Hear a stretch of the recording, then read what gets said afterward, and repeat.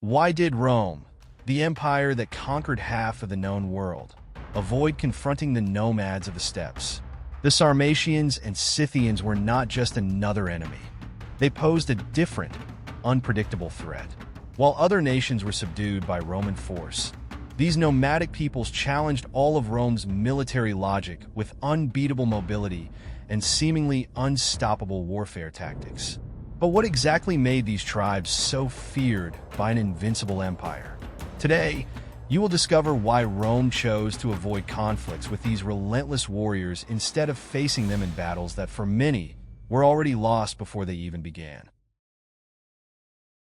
The vastness of the Eastern European steppes harbored one of the greatest challenges the Roman Empire faced, but never fully overcame: the mobility of the nomadic tribes. Unlike the static kingdoms and civilizations that Rome conquered, the Sarmatians and Scythians did not possess large cities or fixed fortifications that could be besieged and captured. They were peoples who lived on horseback, moving with a fluidity that the Roman legions, despite their advanced tactics, simply could not match. The ability to disappear into the vast, empty horizon, only to reappear elsewhere with new surprise attacks, thwarted any attempts at territorial control. The Roman legion, famous for its discipline and organization, was ill-prepared to deal with an enemy that did not fight according to established combat norms. While the legions advanced in formation for decisive battles, the nomads avoided any direct confrontation, preferring guerrilla tactics and attrition warfare. With each attempt at a massive Roman offensive, the nomadic tribes simply dispersed, retreating to the edges of the steppes, where they would reorganize and regroup. The mobile and elusive strategy of these tribes created a strategic dilemma for Rome, which, despite its military superiority, could not consolidate control over these inhospitable lands. The ability of the Sarmatians and Scythians to move quickly was enhanced by their horses, considered some of the best in antiquity. They developed a symbiosis with their animals, becoming masters of light cavalry.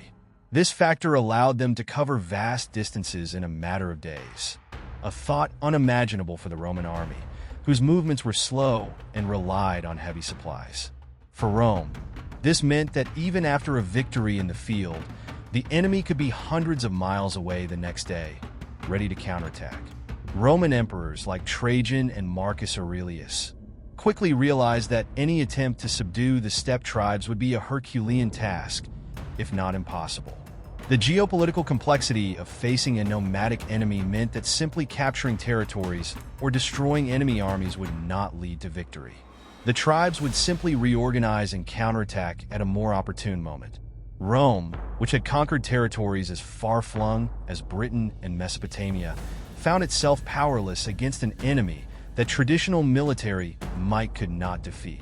Mobility was therefore the essence of the power of the Sarmatians and Scythians and the key to their survival.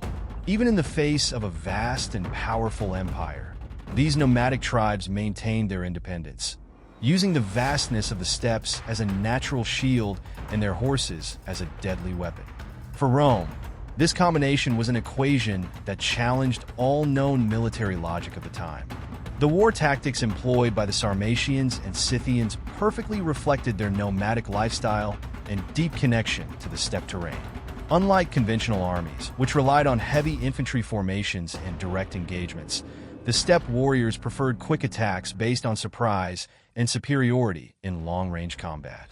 The primary weapon of these warriors was the composite bow, a sophisticated technological invention for the time, capable of launching arrows with enormous precision and power while mounted on horseback.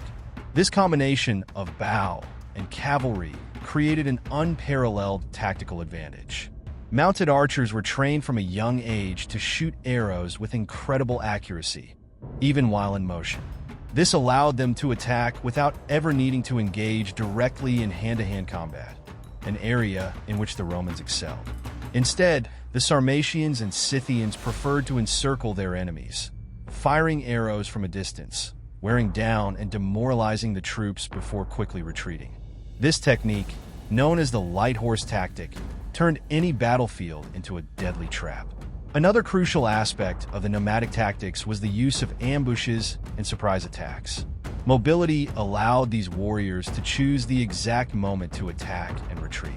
Thus, while the Romans prepared for battle in open fields, the nomads could launch unexpected strikes against small detachments, weakening the larger forces without ever exposing themselves to the risk of a large-scale battle.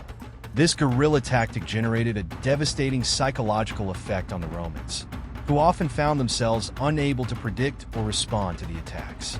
For the nomads, tactical flexibility was more important than direct confrontation. They were not interested in conquering cities or controlling vast territories like the Romans. Their primary goal was to protect their nomadic lifestyle and ensure control over trade routes and resources in the steppes. The Romans, accustomed to fighting for territory and imperial dominance, did not fully understand this approach to warfare. For the steppe tribes, survival was winning, and avoiding destruction was more valuable than conquering new lands. The ability to disappear over the horizon after an attack made the nomads a constant threat, an enemy that could not be defeated in a traditional manner. While Rome built fortresses and sent legions to consolidate its control, the Sarmatians and Scythians dismantled that structure with their unpredictability.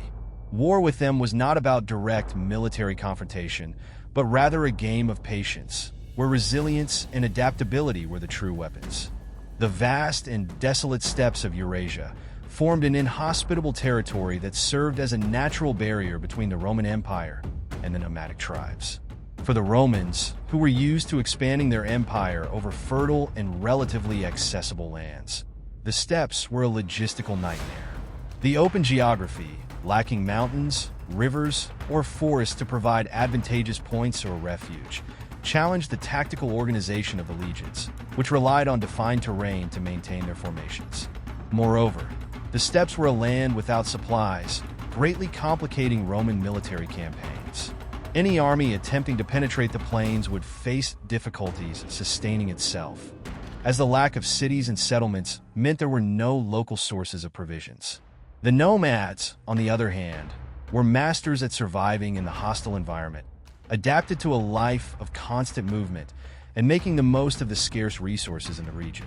For Rome, invading these lands was more than a military challenge. It was a mission doomed to fail before it even began. The infinite nature of the steppes also favored the guerrilla strategy of the nomads.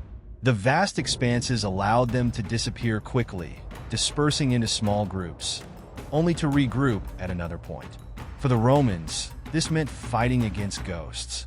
The territory offered no shelter or protection for an army that depended on fortifications and supply lines. Furthermore, the harsh climate of the steppes, with severe winters and scorching summers, further wore down the legions, while the nomads were fully adapted to these extreme variations. This impassable territory gave the Sarmatians and Scythians an unparalleled strategic advantage. While other peoples could be besieged in their castles and cities, the nomads simply moved away from any invasion attempts, using the steppes as a natural fortress. Rome, in turn, had no way to respond to this mobility, as its forces could not sustain themselves for long periods in such a vast and resource-deprived territory. It was like trying to hunt the wind, always out of reach, always eluding the empire's grasp. The vast stretch of the steppes, with its apparent infinity, became the nomads' greatest ally and the Romans' worst enemy. This wild, unexplored, and unpredictable region provided not just a physical barrier, but also a psychological one, wearing down Rome's imperial ambitions each time they tried to cross it. For the Sarmatians and Scythians, this was the perfect backdrop to perpetuate their nomadic existence, always fleeing, always ahead, always at home in a land where Rome could never reign. The Sarmatians and Scythians not only mastered the techniques of warfare, but also knew how to use fear as a powerful weapon against Rome. The unpredictability of these nomadic peoples kept the Roman army constantly on edge, never knowing when or where the next attack might occur. They did not follow the traditional rules of engagement, and this break from expectations created a profound psychological impact. The simple fact that the Romans never knew exactly what to expect placed immense pressure on their forces, turning each campaign into a constant experience of anxiety. In addition to the tactical difficulties, reports of the nomads' ambushes contributed to this atmosphere of uncertainty. The Sarmatians and Scythians could appear out of nowhere, launch devastating attacks, and disappear into the steppes before the Romans could organize an adequate defense. This ability to strike quickly and vanish without a trace undermined the confidence of the legions, which were trained for direct and organized battles. The doubt about when or if they would be attacked created a psychological strain that weakened the soldiers even before any real confrontation. The Romans were used to facing enemies with territories and cities, where the strategy was clear: conquer, dominate, advance. With the nomads, this logic did not apply. They did not defend a fixed homeland. They did not fight for castles or fields. Their motivation lay in protecting their freedom and mobility, which confused Rome and left it without an effective response. Each campaign became a war not only of physical strength, but also of mental endurance. The fear of the unknown eroded the morale of the legions, creating a state of constant alertness that, in itself, was already a victory for the nomads.